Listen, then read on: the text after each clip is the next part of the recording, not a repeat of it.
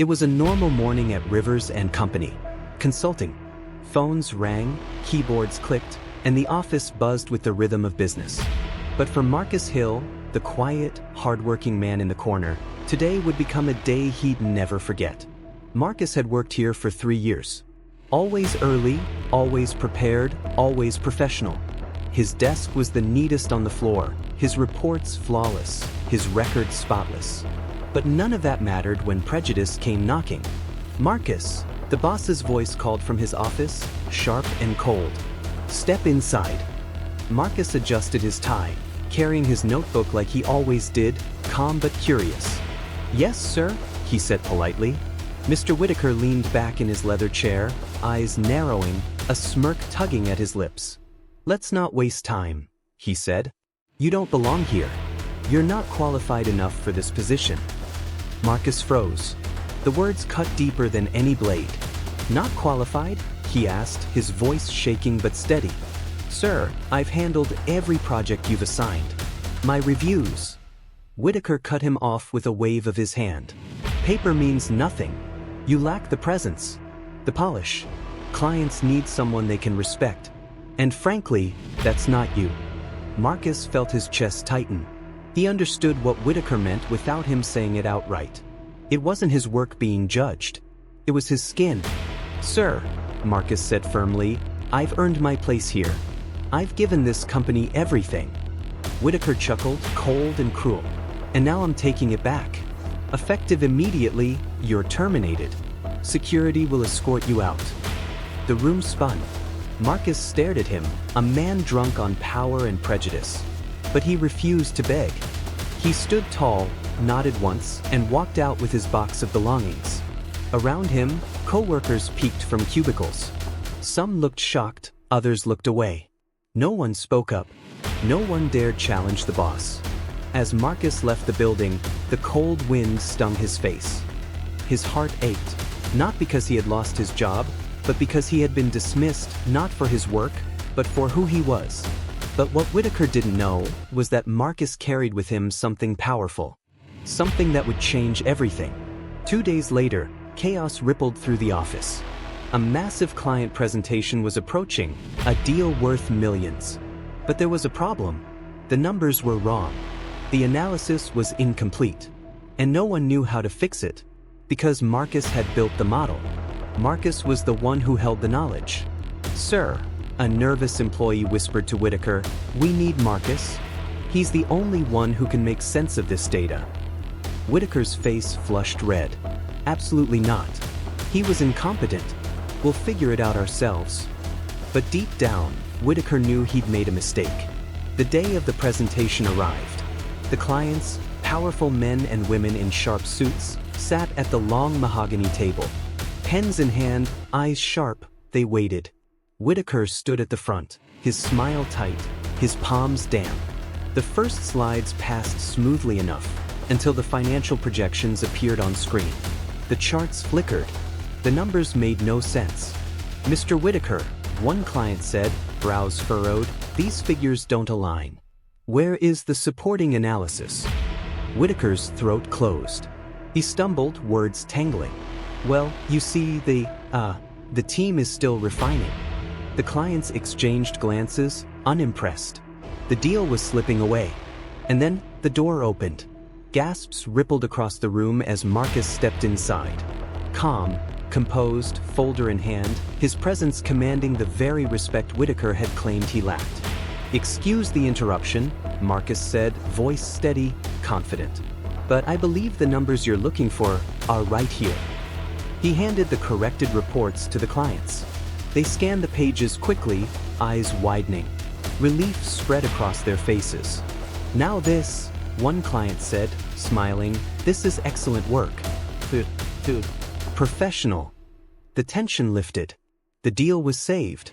And it wasn't Whitaker who saved it. It was the man he had fired. Whitaker's face drained of color. How did you?"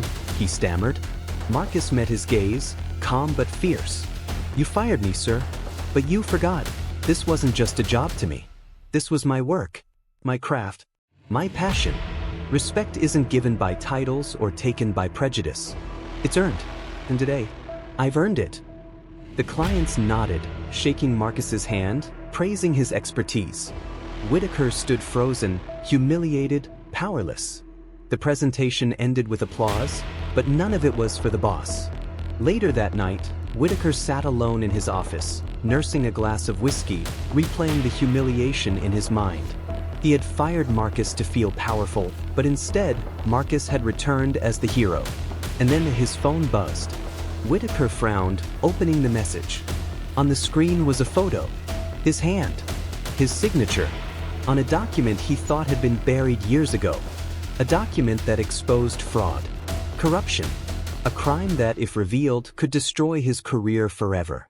And beneath the photo, a single line of text. The truth always comes out. Whitaker's hand trembled. His glass slipped from his fingers, shattering on the floor.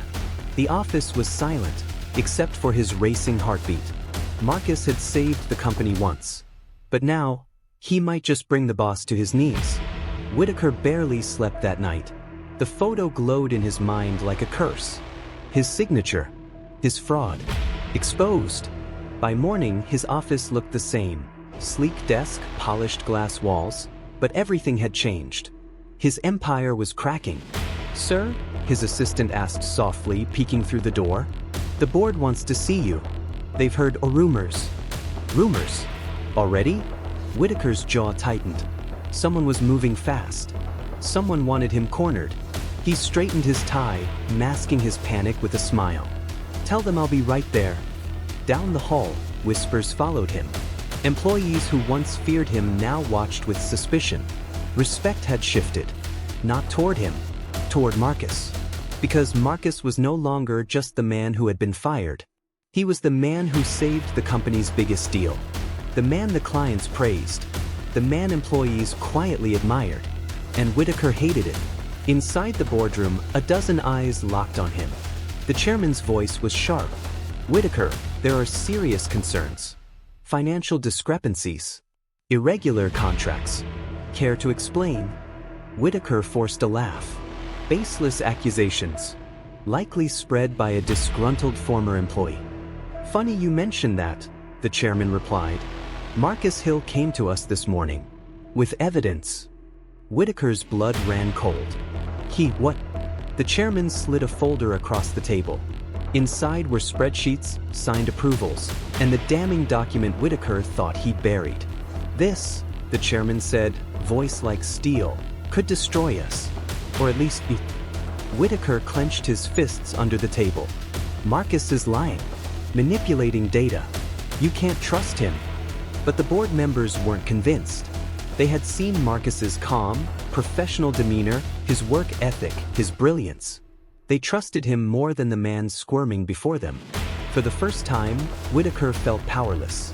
That evening, while the office buzzed with talk of investigations, Marcus walked through the halls with quiet confidence.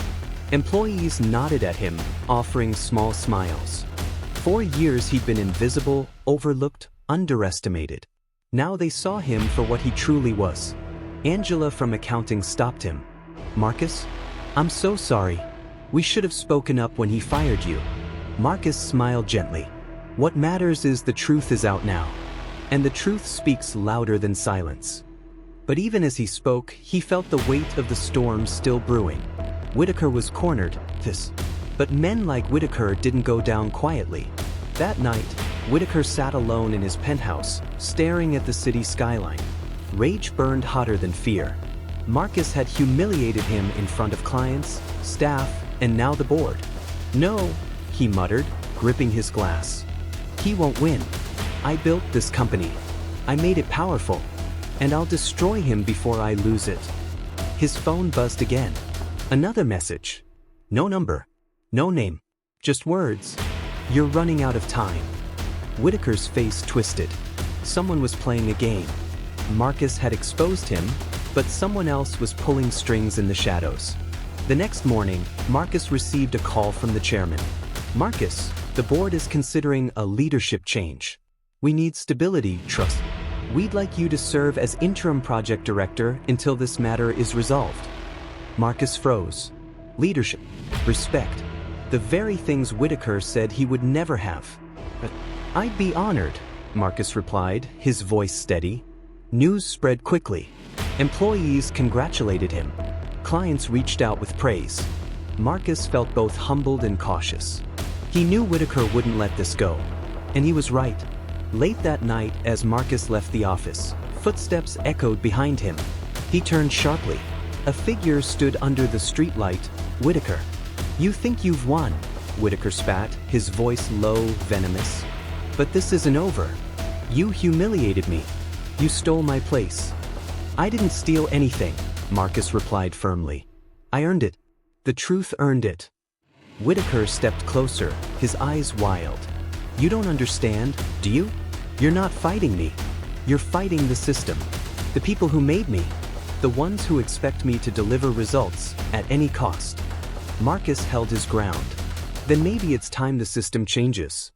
Whitaker let out a bitter laugh. "Change? You think they care about you? About fairness? No, Marcus. They'll use you until you're no longer useful. And when that happens, they'll throw you away. Just like I did." Marcus's fists clenched, but he kept his composure. "The difference is, I won't let them. And I won't let people like you keep holding us back." For a moment, Whitaker's mask cracked. Behind the arrogance was fear. But then he leaned in, whispering, "Careful, Marcus. You're in over your head. And you don't even see the knife aimed at your back." With that, he disappeared into the night, leaving Marcus with a chill that words couldn't shake. Days passed. Investigators dug deeper into Whitaker's fraud. The board distanced themselves. Marcus excelled in his new role, earning respect at every turn. But strange things began happening. Files missing from his desk. Anonymous emails warning him to stop. A black car parked too long outside his home. One evening, Marcus sat with his wife, trying to push aside the unease. She touched his hand gently. "You did the right thing. Don't let fear take that from you." He nodded, but his mind raced. Whitaker wasn't acting alone. There was someone else. Someone powerful. The next morning, Marcus entered his office to find an envelope on his desk. No name. No return address. Just one word written across it in bold letters. "Run." Marcus's heart pounded as he opened it. Inside was a photo of his family, taken from outside their house. He staggered back, the room spinning. This wasn't just about business anymore. This was war. And as Marcus gripped the photo in his trembling hands, one thought burned in his mind. If Whitaker wasn't the one pulling the strings, then who was?